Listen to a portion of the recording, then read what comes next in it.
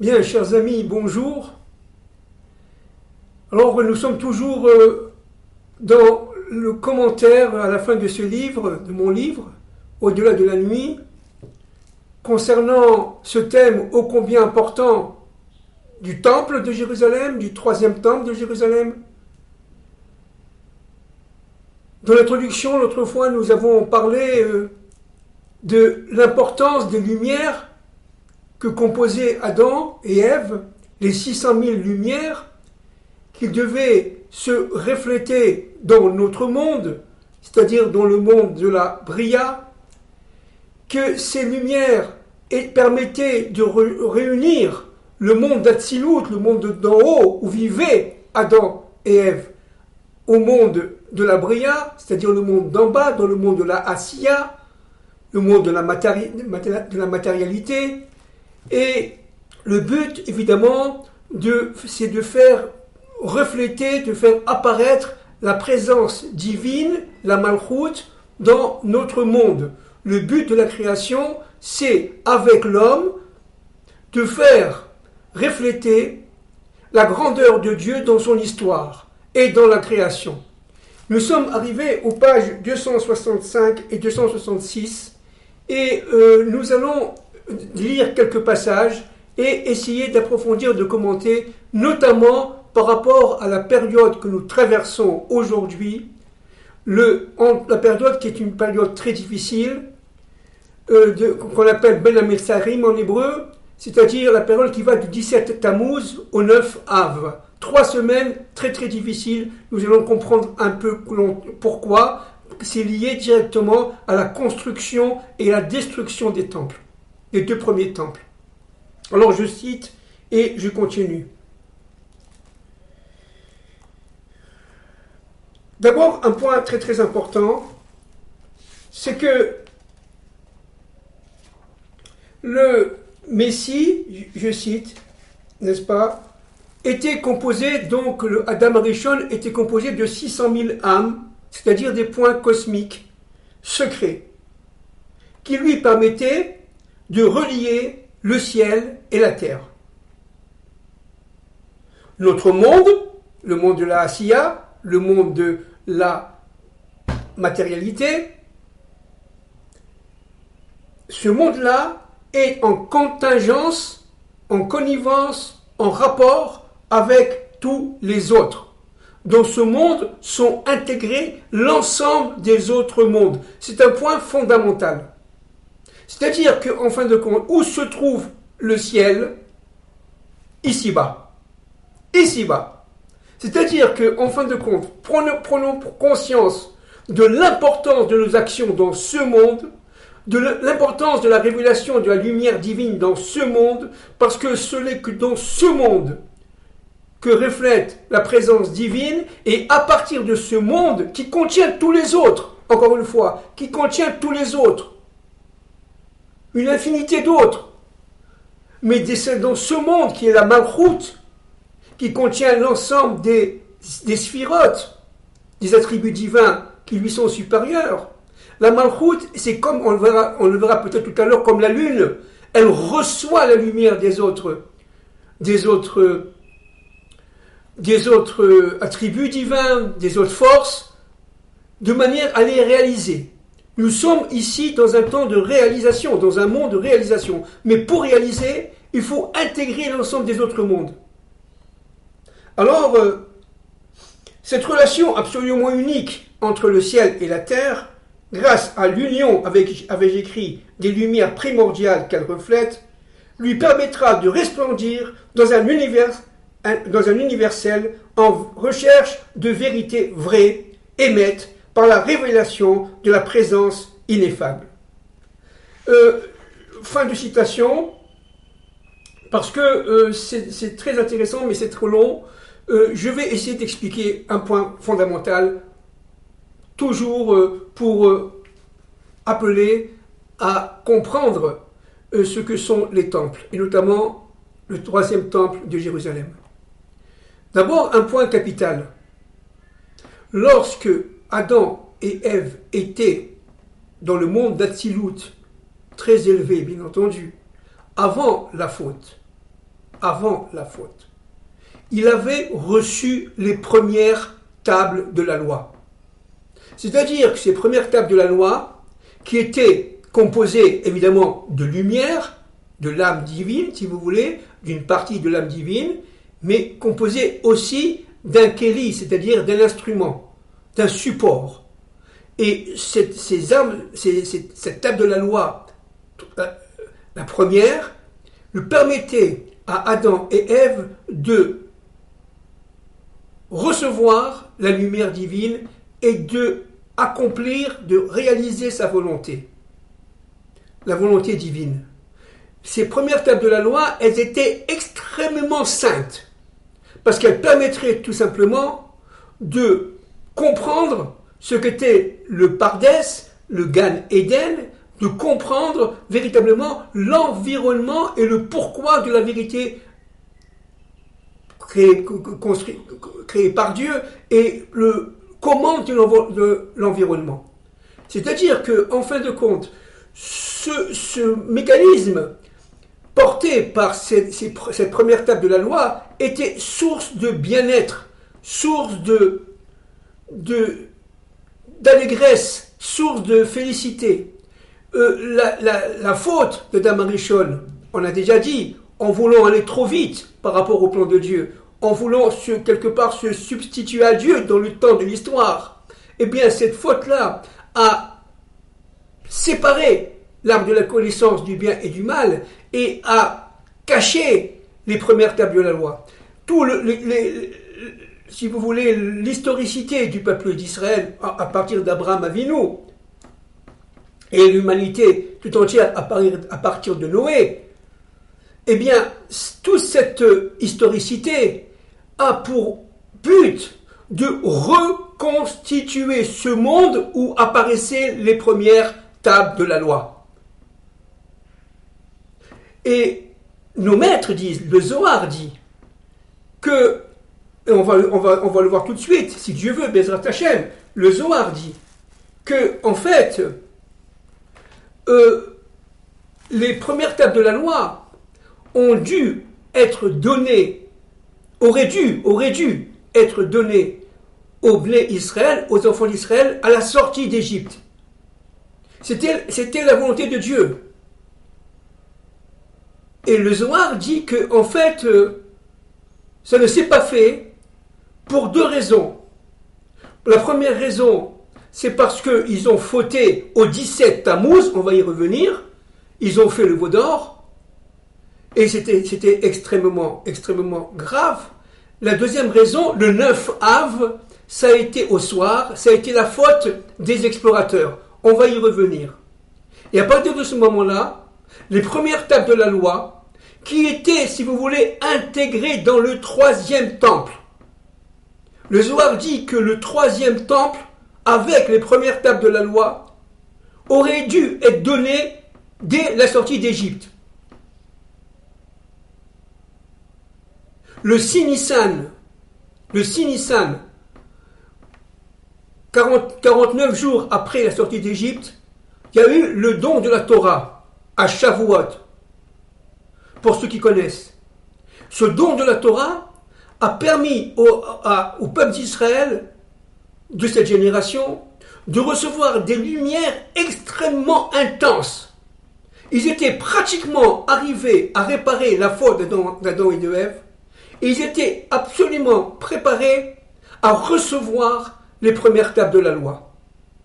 Mais, dit le Harizal, à Kadosh, il les recevait à ce moment-là, le 6 Nissan, par intermittence. Parce que, qu'est-ce qui s'est passé? Lorsqu'ils sont sortis d'Égypte le 14 Nissan au soir, le 15 Nissan au matin, aux environs de 14 du matin, dit la Gemara, eh bien, à cette sortie d'Égypte-là, ils ont reçu une lumière fondamentale. C'était la lumière, véritablement, le Or Haganouz, qui a pénétré et qui existait au temps d'Adam Arishon avant la faute. Cette lumière primordiale, cette lumière fondamentale, elle s'est relativement éteinte le lendemain. C'est-à-dire c'est un flash qu'ils ont reçu, vous voyez, c'est un flash qu'ils ont reçu à la sortie d'Égypte. Puis, il a fallu 49 jours, ce sont les 49 jours de Homer, que nous venons de passer d'ailleurs, année après année, qui nous permettront de recevoir la Torah. Mais de quelle Torah il s'agit? Il s'agit des 10 commandements, il s'agit d'une lumière absolument fondamentale, originale, mais cette Torah qui était les premières tables de la loi, cette Torah-là, n'est-ce pas, dont les l'épine dorsale sont les 10 commandements, a été donnée par intermittence. Or, dit le Harizal, le 17 Tammuz, qui devait être un jour saint parmi les jours saints, devait être donné les premières tables de la loi. Alors il faut comprendre un peu, en gros, ce que sont ces premières tables de la loi. En gros, en quelques minutes, quelques secondes. D'abord, les premières tables de la loi regroupent une sainteté absolument inimaginable. La même sainteté qu'était au temps d'Adam Arishon dans le monde d'Atsilut avant la faute. Et il faut savoir, dit le Zohar, que les Bnei Israël qui sont sortis d'Égypte, ça veut dire 20% seulement de ceux qui étaient en Égypte, dit Rashi. 20% seulement. Il y a eu une décantation, il y a eu un phénomène sélectif. Eh bien, 20% seulement qui sont sortis d'Égypte avaient atteint le niveau d'Atsilut. Parce qu'on ne peut recevoir les premières tables de la loi que si l'âme est arrivée au niveau, même au premier niveau, mais au premier niveau d'Atsilut. Alors imaginez-vous un peu le niveau si élevé qu'étaient arrivés nos pères et nos mères à ce moment-là. Même une servante, dit le Midrash, même une servante avait reçu la Torah et avait compris l'histoire de bout en bout. À son niveau, chacun à son niveau, bien entendu, chacun à son niveau. Ils n'étaient pas Moïse, mais elle a reçu. Eh bien, cela préparait le 17 Tammuz. Le Rida, de mémoire bénie, dit un point très très important. Le Rida dit que, en fait, le 17 Tammuz, c'était le véritable Rosh Hashanah. Rosh Hashanah, ça a été repris, ça a été dit aussi par le Harizal. Et toute la période entre le 17 Tammuz et le 9 Av est une période de fête. C'est pas une période de deuil comme aujourd'hui, une période de fête, c'était prévu. D'ailleurs, nos pères, dit le Harizal, et repris par le Rida, nos pères, le Rav Chaim Azoulay, David Azoulay, de mémoire bénie, l'immense Rida, eh bien, dit le Rida, que nos pères, Abraham, Isaac et Yaakov, célébraient Rosh Hashanah le 17 Tammuz. Et entre le 17 Tammuz et le 9 Av, eh bien, toutes les fêtes de Tishrei ont été respectées par nos pères Abraham, Isaac et Yaakov.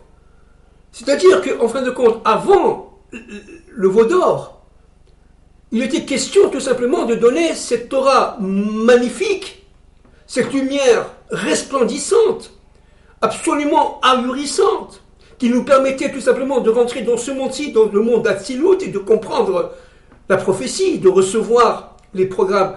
Chacun, à cette époque-là, était prévu, chaque individu qui vivait ces événements, était prévu pour devenir son propre prophète, son propre messie. Chacun à son niveau, bien entendu. Le 17 Tammuz, c'était un jour saint parmi les plus saints. Pourquoi? Parce que tout simplement, il représentait, il recevait l'ensemble des forces que recevaient exactement Adam et Ève avant la faute. Exactement. Et ce sont des forces qui devaient être éternelles, non pas intermittentes, comme dit le Harizal. Mais éternelles. C'est-à-dire, nous arrivons véritablement à l'époque du Messie à 100%. Alors, qu'est-ce que c'est que cette histoire de 17 Tammuz? En un mot, en un mot. Deux jours grandioses, 2 jours, vous voyez, de Rosh Hashanah, avant la faute du veau d'or, Et Rosh Hashanah, qu'est-ce que c'est? C'est la tête de l'année. Et c'est quoi cette tête de l'année? C'est en fin de compte le 17 Tammuz, la tête d'Adam Rishon, d'Adam, qui en fin de compte était reconstituée. Je ne sais pas si on se rend compte.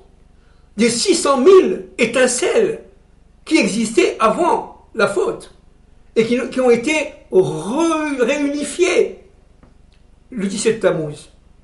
Donc le 17 Tammuz, c'est une date cruciale pour la délivrance d'Israël et du monde entier.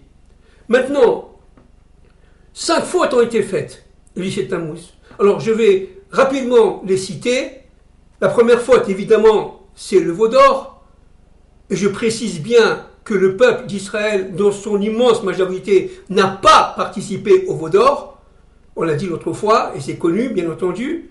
Le veau d'or a été stimulé, poussé par le Erev Rav, ces tombes nombreuses qui ne descendaient pas d'Abraham, d'Isaac et de Jacob, qui ont réussi à pousser certains enfants d'Israël à créer ce veau d'or. Ce veau d'or a été créé parce que, tout simplement, la lumière était trop forte. Et ils avaient très très peur que Moïse ne revienne pas. Ils avaient encore besoin d'un intermédiaire entre Dieu et les hommes. Et ils étaient, n'oublions pas, sortis d'Égypte quelques jours auparavant. Ils étaient encore esclaves en Égypte, avec une lumière très très forte. Mais ils avaient très peur d'être eux-mêmes leur propre Messie. Ils avaient besoin d'un intermédiaire. Et cet intermédiaire-là, disons, ayant dépassé le temps prévu, Moïse est arrivé à leurs yeux, c'était pas vrai, mais enfin à leurs yeux, 6 heures plus tard, disent nos maîtres. Et à partir de ce moment-là, ils se sont abandonnés aux forces qui étaient les forces de l'Égypte, notamment dominées par un taureau. Il faut savoir une chose, c'est que les Bnei Israël voulaient créer un intermédiaire entre Dieu et eux, et non pas remplacer Dieu, Chassid Shalom. C'était pas vraiment de l'idolâtrie, mais c'était quand même très très très grave au niveau où ils étaient arrivés. Ça, c'est, si vous voulez, le premier point fondamental du 17 Tammuz. Le deuxième point très important du 17 Tammuz, c'est que les rouleaux de la Torah ont été brûlés par un certain, je cite, Apostémos, qui était un Romain, n'est-ce pas, au niveau du second temple. Le troisième point, faute terrible, c'est l'installation d'une statue dans l'enceinte du temple. Une statue dans l'enceinte du temple. Ça veut dire que les nations se sont permises, alors qu'elles connaissaient la valeur de ce temple, elles se sont permises d'un sacrilège qui encore aujourd'hui les rend redevables devant Dieu. Les nations, notamment par l'Empire romain, aujourd'hui on dirait l'Occident, est redevable devant Dieu de ce qu'elle fait dans l'histoire. Elle sera jugée. Regardez, quatrième point, une faille dans les murailles du second temple. Une faille, les Romains avaient réussi à endommager la muraille du second temple. Et surtout, le sacrifice permanent. Le sacrifice permanent du premier temple, ce qu'on appelle le Korban Tamid, tous les jours, 2 fois par jour, on faisait le sacrifice permanent, c'est-à-dire le sacrifice du premier temple. Et ce sacrifice du premier temple, n'est-ce pas, a été arrêté le 17 Tammuz. Alors, évidemment, devant cette faute, notamment du veau d'or, Akadosh Baruch Hu a d'abord transposé le temps du 17 Tammuz et du 9 Av au premier Tishrei, au mois de Tishrei. Depuis ce moment-là jusqu'à aujourd'hui, jusqu'à l'arrivée du Mashiach, Rosh Hashanah, c'est le premier Tishrei, jusqu'à Yom Kippour et jusqu'au fête de Sukkot. et Shmini Atzeret. À Yom Kippour, Akadosh Baruch Hu donne les secondes tables de la loi, parce que les premières qui devaient être données le 17 Tammuz ont été, bien évidemment, tout le monde sait ça, brisées par Moïse dans ce monde. Je précise bien, dans ce monde. Il faut comprendre une chose très importante. C'est que ces premières tables de la loi permettaient à l'homme de recevoir sa pleine liberté par rapport au système, par rapport aux forces terrestres, par rapport aux lois de la nature. Elle lui permettrait de dépasser les lois de la nature. Nos maîtres disent que Cherut, qui veut dire liberté, ce sont les mêmes lettres que Harut, gravé. Les premières tables de la loi étaient gravées par Dieu. Et nos maîtres, le Zohar précise bien qu'elles n'étaient pas plurielles. On parlait de la table, regardez, on parlait de la table de la loi. D'accord? La table de la loi, et pas les tables de la loi. Les tables de la loi sont devenues plurielles avec les secondes.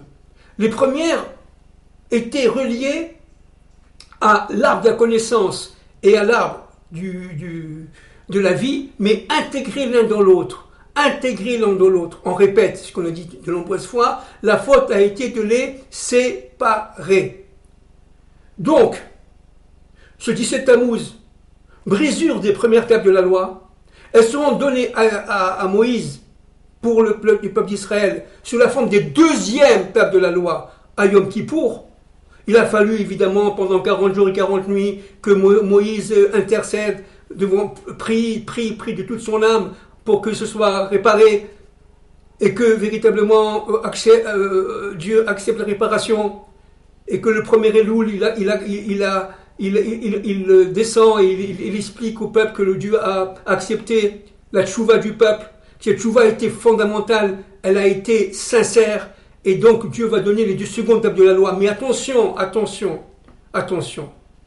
Les secondes tables de la loi et toutes les lois talmudiques, etc., sont bien entendu saintes, bien entendu divines, bien entendu justes. Nous sommes dans le Hémet, mais elles ont été données qu'après la faute du veau d'or.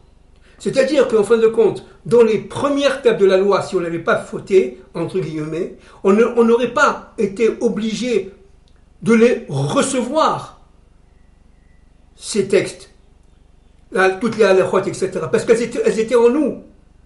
Abraham Avinu ne les a pas reçues, elles étaient en lui. Les lois du Shabbat étaient dans la Neshama d'Abraham Avinu. Ce n'est pas la peine de les recevoir dans son extériorité. Et pourquoi on les a reçus? Parce que la foi du veau d'or a diminué la conscience nishmatique, la conscience d'âme, le niveau d'âme du peuple. La foi du veau d'or était absolument terrible, parce qu'elle a permis tout simplement à la contrainte, si vous voulez, c'est plus juste, l'âme de descendre de plusieurs degrés, et donc d'arriver au niveau des secondes tables de la loi. N'oublions pas, les secondes tables de la loi et les premières tables de la loi, dans le temps d'Adam, avant la faute, étaient unies. Les deux existaient. Les secondes tables de la loi font partie de l'arbre de la connaissance du bien et du mal, et les premières tables de la loi font partie de l'arbre de vie. Et on est tombé au niveau de l'arbre de la connaissance du bien et du mal, avec les punitions, avec le principe de justice, avec le principe de rétribution, avec le principe de moralité, etc., etc. Et tout cela, on a été obligé pendant des millénaires de le suivre, nous les Hébreux, les Juifs, parce que tout simplement, nous avons fait la faute du veau d'or, le 17 Tammuz. Et le temps entre le 17 Tammuz et le 9 Av est un temps Mitzraïm, c'est-à-dire d'Égypte, égyptien. Qu'est-ce que ça veut dire un temps égyptien? Ça veut dire un temps où l'homme s'est rétréci, où l'angle de vision se rétrécit. Dans la rationalité, dans notre monde. On n'a plus la capacité de voir quoi? De voir le plan de Dieu, le plan d'ensemble, le plan inhérent à toute création. Nous vivons dans le plan, entre guillemets, humain. Ce plan humain qui a été quelque part détaché du plan divin par la faute, et le plan divin qui existe toujours, bien sûr, qu'il existe toujours, mais il est caché maintenant, de plus en plus caché. Et par rapport au plan humain, on a l'impression que l'homme est libre. Mais Dieu te dit non, c'est une fausse liberté. La vérité et la liberté, elles sont dans les premières tables de la loi. Chérout, parce que j'ai gravé, voyez, moi, Dieu, j'ai gravé des deux côtés de la table d'ailleurs. C'est une pièce à deux faces. Des deux côtés de la table de la loi, et elles ont été, la Torah a été gravée. Ça veut dire quoi graver? Elles nous permettent à nous, dans notre intériorité, de nous sentir parfaitement libres, chérout, voyez, de tous les systèmes. Et on devient, à partir de ce moment-là, éternel, immortel. La mort était vaincue, le 19 Tammuz, si on avait reçu les premières tables de la loi. La mort était vaincue. Alors cette catastrophe du 17 Tammuz, n'est-ce pas? Cette brisure des tables du 17 Tammuz. Quand je dis des tables, les premières tables de la loi au pluriel, en fin de compte, il faut savoir que dans la table de la loi, il y avait deux faces. Vous voyez? Mais c'est une table, une seule. Les premières tables de la loi représentent l'unité du monde. L'unité du monde. Et bien sûr, pas l'uniformité, je parle de l'unité, l'union des contraires, qui est liée directement, on le verra après, au troisième temple. Alors, ce qui est très important aussi de savoir, c'est que ces tables de la loi, les premières tables de la loi, représentaient en fait un mariage entre Dieu et son peuple. C'était véritablement, ces tables représentaient une sorte de contrat de mariage. Un dénuptial a été véritablement construit à ce moment-là. Mais malheureusement, on fait la faute, et en détruisant les premières tables de la loi, Moshe a détruit ce dénuptial, c'est-à-dire cette capacité de relier le ciel et la terre. Dieu s'est retranché dans les autres mondes, dans les autres sphères. Et il a fallu évidemment rentrer dans un véritable exil, Mitzraïm. Vous savez, c'est un temps qui est très dur pour Israël. C'est un temps véritablement où Israël aujourd'hui est jugé. C'est pour ça qu'il est très important, nos maîtres disent qu'il est très important à partir du 17 Tammuz, particulièrement et jusqu'au 9 Av. Toujours, mais enfin toute l'année, mais enfin particulièrement à ce moment-là, il faut réparer nos rapports humains. Réparer nos rapports humains. Réparer notre shmiya, notre écoute. Réparer nos yeux. Faire très attention à ce qu'on voit. Faire très très attention à ce qu'on écoute. Parce que le mal passe par les yeux. Donc il faut faire très très attention à ce moment-là. Et essayer de commencer la tchouva qui s'annoncera le mois prochain, le mois d'après, pardon, au mois de Elul. Le mois prochain, c'est le mois de Av. Donc, c'est Yom Kippour qui va être cette fois-ci la réparation, le 10 Tishrei, qui sera la réparation efficace de ce qui s'est passé. Il faut comprendre une chose aussi, là aussi, c'est nécessaire. C'est que, pardon, c'est que, en fait, on rentre dans un temps d'obscurité. Et ce temps d'obscurité, pendant ces 3 semaines, où Israël est affaibli, où Israël est en danger, il faut faire attention de ne pas aller trop souvent à la plage, se baigner, etc. C'est un temps dangereux. Pourquoi? Parce que tout simplement, on est dans un temps de Mitzraïm. On est en fait esclave des forces naturelles. On est esclave de notre monde. Alors qu'on aurait dû sortir, si on avait accepté les premières tables de la loi, de ce monde-là et de devenir éternel dans le monde d'Atsilut, en ayant fait la faute du veau d'or, eh bien, on a tout simplement séparé le ciel de la terre, à Dieu ne plaise. Et cette séparation sera réparée à la fin des temps de l'histoire avec ce fameux troisième temple. Alors, on continue un peu. Le Ramchal dit une chose très importante là. C'est vrai que nous rentrons dans 3 semaines d'obscurité, dans 3 semaines de danger, c'est vrai. Tous les maîtres sont d'accord. Mais le Ramchal dit une chose très, très importante dans son livre Adir Bamarom. C'est de l'obscurité que sort la lumière. C'est de l'obscurité que sort la lumière. Cette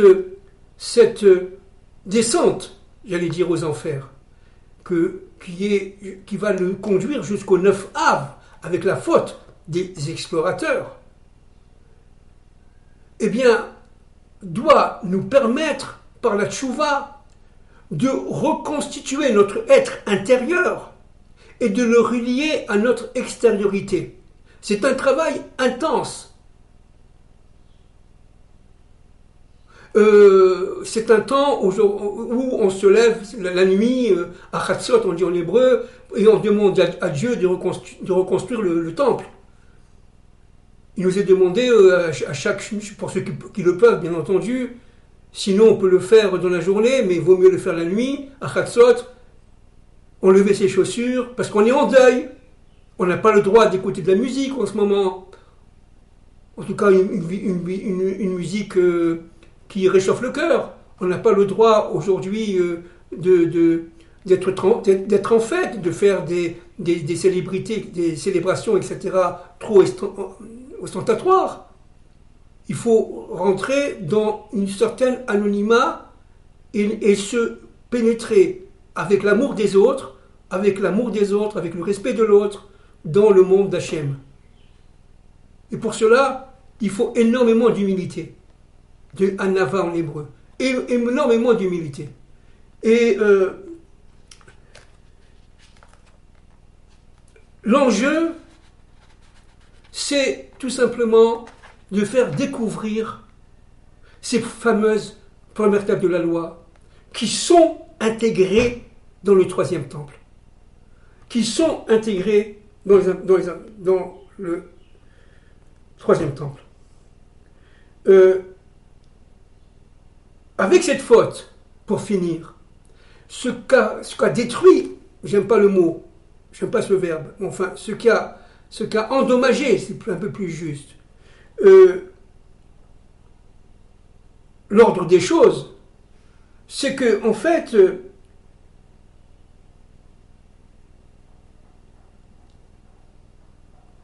la faute a empêché le monde de Joseph, c'est-à-dire cette perfection morale.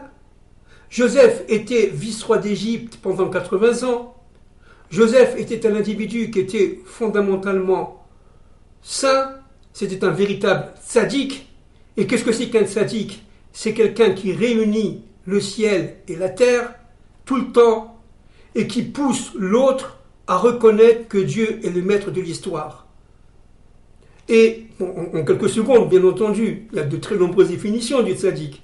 Mais qu'est-ce que ça veut dire?